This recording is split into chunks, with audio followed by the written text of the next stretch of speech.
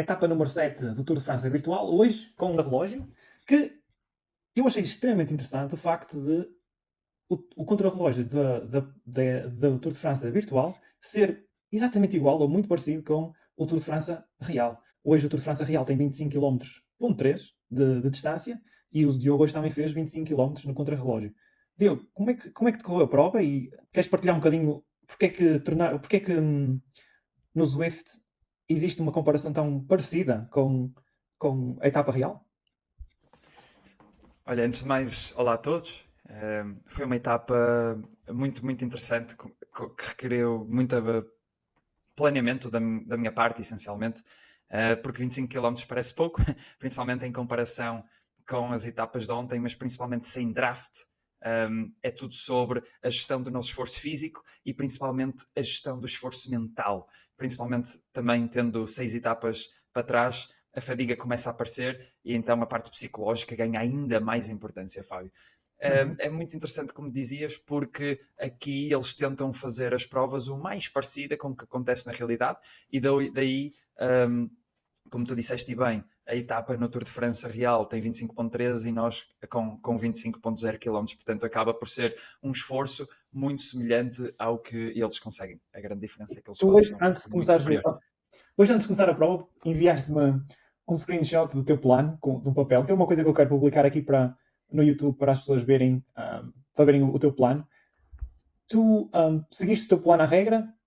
Como é que correu o teu plano e a tua prova, na realidade? Eu segui o plano quase à regra. Houve ligeiras adaptações porque eu estimava que o percurso era de uma certa forma, ele era ligeiramente diferente. Portanto, houve aqui algumas adaptações em real time que eu tive que fazer, mas principalmente eu acho que o grosso foi cumprido e foi muito importante porque para mim era sobre fazer uma boa prova, mas sem me queimar completamente. Não esquecer que amanhã será duro, no domingo a prova continua com outra dureza pela frente e, portanto, mais uma vez aqui não fazia sentido nenhum eu ir completamente a fundo e ficar queimado para o dia da manhã. Mais uma vez, a gestão de esforço foi importante. Eu diria que a grande diferença foi que eu cheguei aos últimos 5 km um bocadinho mais cansado do que o que esperava. Hoje, o desafio não foi tanto na subida dos batimentos, foi mais, ou seja, os batimentos estagnaram ali nos 195, muito à volta dos 190. Aqui foi as pernas que já não queriam responder da mesma forma do que os outros dias, o que é normal. Mas se calhar mostrava aqui a prova, Fábio, o que é que Antes achas? disso, Diogo, uma pergunta rápida. Disseste que não conseguiste, a prova era ligeiramente diferente daquilo que tinhas planeado. O que é que se passou aí? Não, isto aqui, os contrarrelógios, acho que também é muito fácil explicar isto. Para quem está dentro do Zwift já conhece, mas para quem não está neste mundo, acho que é relevante. Tipicamente, no Zwift existem alguns mapas pré-feitos. Digamos, há mapas de 10 km, mapas de 20, mapas de 30 e por aí. E nestas provas, a maior parte das vezes, eles tentam utilizar uma volta inteira de um certo mapa. Ou às vezes, vamos dizer, 2 voltas inteiras ou 3 voltas. E quando assim é muito fácil de prever o início e o fim. Mas hoje foi num percurso que na realidade tem 50 km e não era bem claro quando é que começava. E aqui a grande diferença foi que começou 3 km antes do que eu realmente estava à espera. Eu e o resto também da malta. Aqui a grande vantagem é, para quem corre nos horários mais tardios, consegue ver provas, por exemplo, como a minha, e já tem a realidade completa de como é que a prova será. No nosso caso, quem corre às 10h30, não há nenhuma outra comparação, porque é o primeiro horário e esse é o desafio, mas faz parte, é igual para todos. É interessante porque se liga diretamente com aquilo que nós falámos, acho que foi há 10 episódios atrás, onde tu falavas do planeamento e de saber exatamente a elevação e quando essa elevação acontecia. E o facto de tu não conseguires fazer essa previsão por causa destas coisas marginais, se calhar torna o teu esforço um bocadinho maior ou mais reduzido do que aquilo que estavas à espera. Foi sem dúvida, sem dúvida. Eu quando percebi que não ia ser exatamente igual, tive que adaptar o meu esforço. A minha ideia era ir de menos a mais, ou seja, começar com batimentos mais baixos e mais ao longo da prova começar a explodir, para nunca ter o problema de quebrar. E o que acontece é que percebi que o primeiro bloco da corrida, que era muito plano, como podemos estar aqui a ver, Sim, na verdade podes começar com a análise também e vais falando sobre isso, como é que se calhar sentiste. é melhor, exato. Uhum. Mas ao perceber que ia ser maior, acabei por ter que subir um bocadinho mais o esforço do que realmente queria, porque senão ia perder mais tempo. Um, Pronto, se calhar passamos aqui mesmo efetivamente ao vídeo e eu acabo por mostrar taticamente como é que foi o plano. Isto começa na mesma com um arranque em massa, mas é muito importante dizer que neste caso não existe draft. Ou seja, não há o efeito do túnel de vento e apesar de começarem todos ao mesmo tempo, ir atrás de um ciclista não tem efeito prático nenhum para a prova. Okay? Ou seja, assim como a etapa do Tour de França real é um contrarrelógio individual, não existe um trabalho de equipa, neste caso. Exatamente. Na verdade, no Tour de França Real, eles até saem com intervalos de 1 minuto e até 2 minutos os melhores classificados, que o objetivo é nunca beneficiarem, digamos, do túnel de vento de outros. E aqui acho que a única grande diferença é que corremos todos ao mesmo tempo, o que significa que acabamos por ter acesso ao tempo em real time de o que é que os nossos competidores diretos estão a fazer, o que adiciona aqui uma componente estratégica adicional, para ser franco, porque no meu caso começa-se a adivinhar quem são os meus alvos a bater na subida da classificação geral. Por exemplo, acabamos por nunca falar disto e eu acho que hoje também não será a melhor altura, mas eu encontro-me em 14º na classificação geral, o que acaba por ser uma boa classificação, e tinha aqui 4 atletas que estão à minha frente, que é o Alan, o Jamie Harbour, o WJ e o Madmaker a correr, e portanto eram claramente as minhas referências, mais uma vez para não perder tempo a mais que não possa recuperar nas montanhas, porque a maior parte deles são mais pesados, vão pôr mais watts em percursos como este no plano e portanto vão conseguir ir mais rápido do que eu. Atenção que este percurso é plano, mas tem muita serpentina, altos e desces, sobes e desces, sobes e desces, e para quem é mais pesado beneficia bastante. Para mim, se fosse um contrarrelógio em que tinha montanhas mais constantes a subir, é onde eu poderia fazer mais diferenças, derivado do meu peso, mas assim sendo, e sabendo que este não é o contrarrelógio perfeito para mim, era tudo sobre minimizar qualquer tipo de perdas. Pronto, No então entanto, passamos aqui. é um tipo de prova que tu gostas bastante, não é? É porque é uma prova onde eu consigo controlar os esforços. Ou seja, por exemplo, ontem víamos na etapa de ontem que era tudo sobre ataques explosivos. A cada 2 ou 3 minutos havia um ataque explosivo. Andava sempre a subir o meu pico de batimentos, baixá-los o mais rápido que conseguia para depois voltá-los a subir. E esse tipo de corridas muito aos repelões não são nada o meu género. E os contrarrelógios eu consigo sustentar o meu esforço, consigo gerir o meu esforço, os meus batimentos de forma constante, e é onde eu costumo colocar melhores números. Mas pronto, obviamente quando o percurso é muito plano, quando há atletas com 10 quilos a mais do que eu, não tenho muito por onde responder. Porque para quem também não sabe, neste tipo de provas, mesmo que os watts por quilo sejam os mesmos, os watts puros no plano e nas descidas são mais importantes. Ou seja, as pessoas mais pesadas, com o mesmo nível de esforço de watts por quilo comigo, vão andar mais rápido. Ok? Para quem não percebe.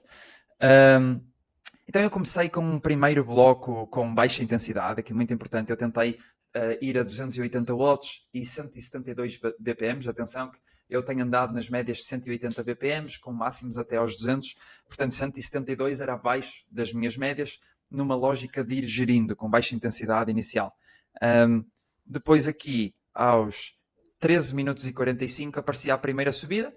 E nessa primeira subida, como podem ver, foi onde eu já tinha um plano de aumentar um bocadinho a intensidade. Portanto, tentei colocar 330 watts, subir os meus BPMs a 180. Neste momento eu vou aqui a 340 e era tudo sobre ter, digamos, este minutinho, subi-lo e a um ritmo mais forte e minimizar as minhas perdas. Aqui também como referência, eu já ia a 14 segundos de praticamente aqueles alvos a bater que eu falei. Todos eles estavam 14 a 16 segundos à minha frente e tudo no plano. Onde eles colocaram mais watts por quilo, é um facto. E eu aqui talvez comecei muito leve, se calhar sabendo o que sei hoje, teria aumentado ali 5 watts, 10 watts, que poderia, o meu coração aguentava bem, e se calhar em vez de 14 segundos tinha qualquer coisa como 6, 5 segundos de diferença. Para eles, aqui há algo que poderia ter corrido melhor. Depois isto havia um ligeiro descanso. Pensaste esta informação influenciar muito a tua prova, porque viste os 14 segundos, mas começaste a pensar que, ok, se calhar se eu começar a esforçar muito agora, não vou conseguir acabar a prova. É isso que estavas a pensar? Eu tentei ainda assim seguir o plano. E principalmente porque não sabia 100% como é que o meu corpo ia responder. E porque estava também focado na prova da manhã. Um, eu vou dar aqui um spoiler que eu, por exemplo, para o WJ, eu perdi, salvo erro, 30 segundos, ou 29 segundos, qualquer coisa assim. Uhum. E ontem ganhei-lhe um minuto. Ou seja, é um facto que perdi 30 segundos, mas muito honestamente, numa prova da manhã consigo ganhar Sim. 1 ou 1 minuto e meio se Exato. ele ceder, porque aqui esforçou-se muito mais do que eu. Eu Uhum. hoje sinto as minhas pernas muito melhores, muito mais leves do que ontem. Fiz um esforço elevado, sim, mas acho que vou chegar amanhã mais fresco potencialmente do que eles Sim. esforçaram-se Isso bastante é mais. exatamente o porquê, a razão que é tão importante quando estás numa prova com tantas etapas, conseguires gerir muito bem o teu esforço. Sem dúvida. Isto são 21 etapas, há muito pela frente. E eu acho que a maior parte das pessoas que nos acompanha aqui ainda não sabe, mas a terceira semana é de uma dureza absurda. Nós falamos, por exemplo, uma prova da manhã, que eu não quero falar muito já, mas tem 350 metros de acumulado. Vai ser intensa, vai. Mas a prova da manhã 8 tem 1300. A prova da manhã 15 dias terá, salvo erro, 1600. E dentro de um rolo em casa, 1600 de acumulado é É muita horrível. coisa, em 45 km, é um absurdo. Uhum. E Uhum. portanto, eu sei perfeitamente também da experiência que já tive o ano passado, Fábio, quando fazia a volta, que serão nesses dias que se podem ganhar 4, 5 minutos muito fáceis com uma quebra de um atleta. Portanto, eu Uhum. quero chegar a esses dias numa forma perfeita. Muito estratégico.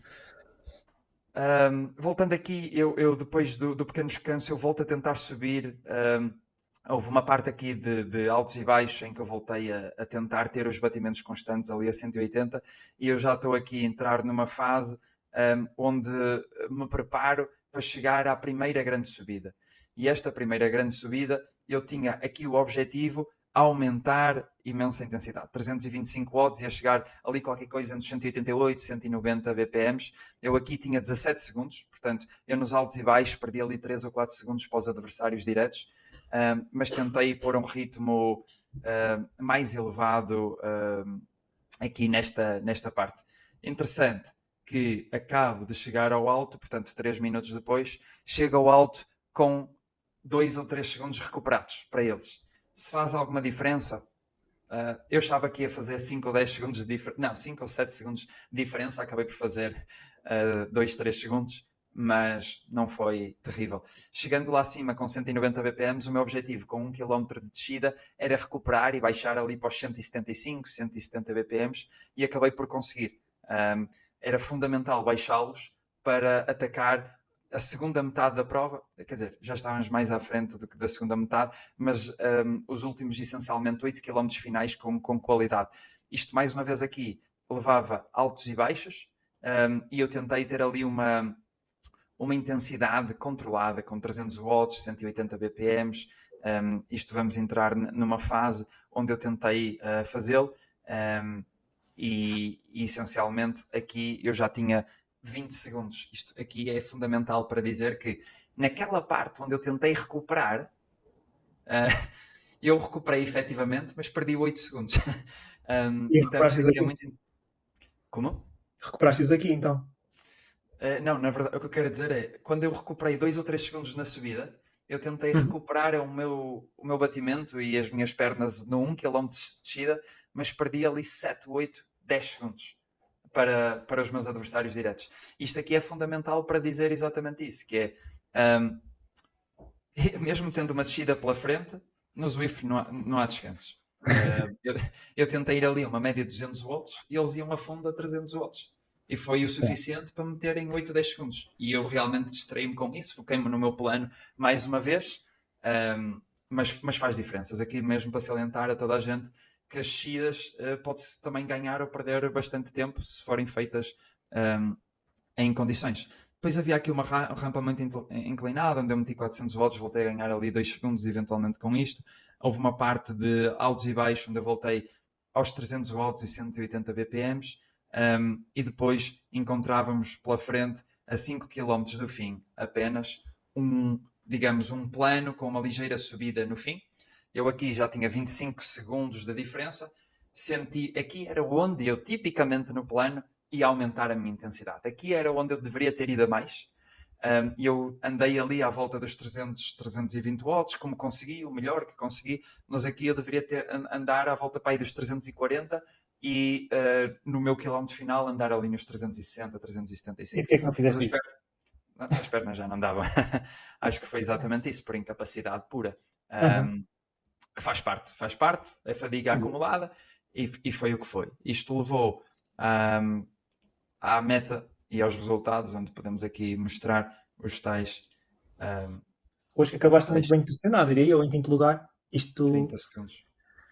sim. Na verdade eu não perdi 30 segundos, eu acabei por perder 36 segundos para ele, exatamente, porque eu levei 1 minuto e 6, 1 minuto e 7 para o Alan, que pôs os mesmos odds skills do que eu, mas repara, Fábio, a diferença de quão pesado ele é, que com os Uhum. mesmos odds que ele meteu 321 odds e eu coloquei 285.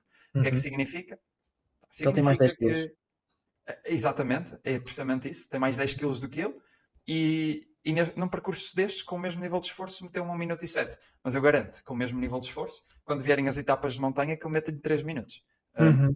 Ou seja, no mesmo nível de esforço, com aquilo que se chama ceteris paribus, mantendo todas as constantes, ou todas as variáveis constantes, desculpa. Mas obviamente que a corrida tem muitas dinâmicas diferentes. Mesmo o Mudmaker, ok, colocou mais watts por quilo, Uhum. mas ainda é mais pesado. E aqui o ponto, tu perguntas, mas como é que é possível que o Mudmaker, com 334 watts e mais 0.1 watts por quilo, ainda perde 10 segundos? Aqui Uhum. tem tudo que ver com onde é que colocou os watts. Exato. Né? Sim, sim, É sim. mais utilização. Eu ontem falava que queria fazer a 4.2, fiz a 4.1, a Muito diferença foi bom. exatamente o final, mas foi relativamente bom, com os meus 20 minutos finais a 4.3, watts por quilo, acaba por ser um bom resultado, dada as circunstâncias de fadiga e tudo isso. Uhum. Muito bom. Tiago, e hoje tiveste um contrarrelógio muito bem planeado. O que é que tens planeado para amanhã? Ui, eu parei de partilhar, vou voltar a partilhar. Um segundo. Para amanhã temos uma prova com altos e baixos, uma Uh, prova difícil.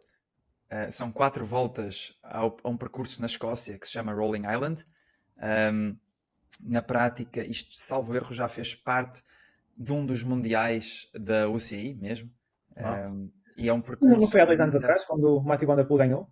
Eu acho que Foi na sim, acho Escócia. que foi aí que foi na Escócia, exato. Quando Uhum. foi na Ou seja, Escócia, é eles uma depois réplica exata desse mapa? não deste em concreto, mas o mapa da Escócia tem muitas partes exatamente que simulam exatamente o que aconteceu nesse percurso, e este é uma dessas partes, sem dúvida. É um percurso muito de altos e baixos, que vai ser muito explosivo, mais uma vez, mas uma vez que tem demasiados altos, já não vai ser aos ataques como quando encontrávamos, por exemplo, na etapa de ontem no plano. São ataques em subida que para mim são melhores, não é? Uhum. Porque sendo eu mais leve consigo ir mais rápido. Aquilo que eu prevejo e espero mesmo que aconteça é que o grupo dos A's e dos B's parta muito cedo e eu consiga ficar ali como à semelhança de há 2 etapas atrás, consiga ficar num grupo de B's e A's relativamente fracos, digamos assim, um, ao ponto de conseguir controlar a intensidade ao meu gosto. Porque sei que se estiver de igual para igual com esses Bs mais fortes, que eles não me conseguem ter diferenças neste tipo de percurso. Mas neste tipo de percurso, Fábio, falávamos ontem, a bicicleta é fundamental. Por Ok. exemplo, Qual é o mais voltando ao. yeah. Desculpa. Qual é que é a bicicleta que vais escolher? Eu vou escolher uma bicicleta muito aero, apesar de Por exemplo, uma haver etapa de aqui. montanha? É interessante. Não é montanha, na verdade, não é bem montanha, apesar de parecer aqui no percurso, isto São acaba. os Rolling Hills, não Repara, é? é de 20 a 50. Exato, são hills. São coisas muito explosivas, esforços ali de 30 segundos, eh, que não é, na verdade, o ideal para mim, mas o que é que acontece? Há muitos momentos a descer. E eu sei que com o meu peso, se for com uma bicicleta menos aerodinâmica, que até suba à frente, mas em descidas tipo esta, que acaba por ser muito rápida e é quase 1 quilómetro a descer, que eu posso perder o grupo. E perdendo Uhum. o grupo aqui com uma subida logo a seguir, posso estar em troubles. Isto são 4 voltas a este percurso e não quero ficar sem draft por ter uma bicicleta menos aerodinâmica. Como subo melhor, prefiro sacrificar-me nas subidas, colocar um bocadinho mais esforço para acompanhar o grupo, mas garantir que posso descansar mais nas descidas. Essa é a minha aposta para amanhã. Uau. E que bicicleta é que vais escolher? Vai ser a primeira que está aí? Ou... Exato. Exato, vou com a Ah, ok, ok. Specialized Vengeance Works e Ou seja, é com. uma híbrida entre, exato, um aéreo e baixo Exato, peso.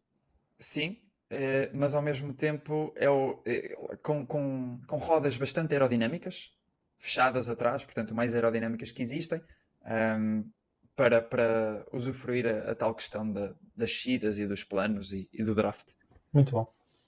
E nós estamos na etapa. Ah, já agora, uma pergunta. Em relação à equipa. Alguém te vai acompanhar amanhã na etapa? E se alguém te vai acompanhar, que tipo de ciclista é esta pessoa? Ou estas pessoas? Sei lá. Ainda não faço a mínima ideia. Nós tipicamente só ao final do dia é que sabemos isso. Nós temos grupo, depende também muito das disponibilidades das pessoas. Sendo sábado de manhã, ao fim de semana é sempre mais fácil, em teoria, ter malta a acompanhar, mas ao mesmo tempo, e principalmente uma vez que estamos no verão, às vezes também é mais difícil, porque coincide com os momentos onde a malta vai para a rua, não é? Principalmente para quem não está a fazer o GC. Mas eu espero que consiga ter ali dois atletas a apoiar, mas se não, fazer a prova da melhor forma que conseguir. Principalmente, o meu objetivo, Fábio, é que o grupo dos B parta muito cedo e consiga gerir, digamos, ao meu ritmo, sem puxar na frente. E atacando eventualmente só na volta final ou afins, ou na parte mais explosivas. E nós estamos na etapa número 7, ou seja, 7 dias a correr para ti. E eu reparei numa uma curiosidade interessante na nota que tu partilhaste comigo, que a Vanessa deixou-te uma nota no teu plano, na tua folha de plano para esta prova. E eu estou curioso para perceber como é que a prova está a correr para os dois, porque tu basicamente partilhas o espaço com outra pessoa, como a maior parte das pessoas que fazem Zwift. Por isso eu estou curioso em perceber como é que a Vanessa está a gerir todo este trabalho que existe à volta de ter um atleta em Zwift em casa e como é que isto está a correr. Olha, a primeira parte, a nota é uma nota claramente motivacional da parte dela, com a assinatura dela que significa muito para mim. E sabes que, por acaso, é um ponto válido, porque a parte emocional, sendo que o psicológico, esportes como o ciclismo, conta tanto, a parte emocional é fundamental. E eu sentir que tenho o apoio dela, e principalmente em momentos em que as pernas já não acompanhavam, olhar ali para o plano e ver a nota dela, dá-me uma motivação extra.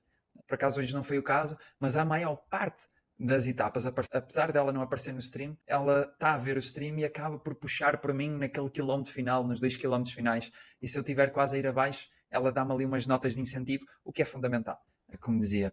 Relativamente à gestão, mas tão difícil. Eu, por acaso, tenho a sorte de ter apoio incondicional aqui em casa. Foi algo, obviamente, falado antes de acontecer. E tivemos que adaptar os nossos dias, as reuniões dela, até porque não temos uma casa muito grande. Ela trabalha na mesma divisão onde eu faço Zwift e que eu também trabalho, na verdade, e portanto requer aqui uma logística adicional. Mas eu acredito que quando somos transparentes, com organização, com boa comunicação proativa, tudo se consegue planear e foi assim que acabamos por gerir. Aquilo que eu faço sempre, principalmente porque temos momentos diferentes onde gravamos estas entrevistas, é estar sempre em constante comunicação dela para garantir, com ela, para garantir também que não atrapalha o dia a dia e que tenho sempre o suporte, o apoio dela para todas as iniciativas que faça. Mas obviamente que é duríssimo, principalmente para ela que está aqui a ouvir o barulho, ouvir-me, Uhum. ver-me a sofrer, ver o meu suor e obviamente que não é fácil. E para quem viu a primeira entrevista, uma das coisas que o Diogo partilhou foi a ideia de partilhar expectativas. O que é que partilhar expectativas com a pessoa que estás e mesmo com nós próprios. E acho que é uma nota muito importante de referir novamente, porque falámos na primeira entrevista e parece ser recorrente, ou pelo menos durante a duração da prova. Não, sem dúvida, ainda por cima, ainda faltam mais 12 semanas. Daqui a É bater verdade. 1/3 da prova, isto é uma maratona literalmente, e eu acredito, na verdade, que na cabeça da Vanessa ela já esteja farta disto. Eu Ela acredito. assinava por baixo que eu acabava amanhã, mas ela sabe que temos mais 2 semanas pela frente e que a resiliência é o meu nome do meio e, portanto, eu não vou desistir. Esteja eu doente, com problemas mecânicos, com dores musculares, mas ter o apoio dela é, digamos, o ingrediente necessário para eu conseguir fazer isto acontecer. Isto é uma boa nota para acabar mais uma etapa, uma análise de uma etapa do Tour de França virtual. Não se esqueçam de subscrever ao nosso canal, de acompanhar o Diogo no Twitch, Diogo_Cycling TV, de subscreverem ao canal e de acompanharem o resumo. E se gostarem de ver a prova do Diogo no Zwift, também está disponível na íntegra no Cycling District no YouTube. E amanhã, etapa número 8, Rolling Hills, onde o Diogo se vai sentir, na minha opinião, muito bem, porque parece ser onde ele dá mais cartas. Vemos amanhã. Também é Fábio, obrigado, também é a todos.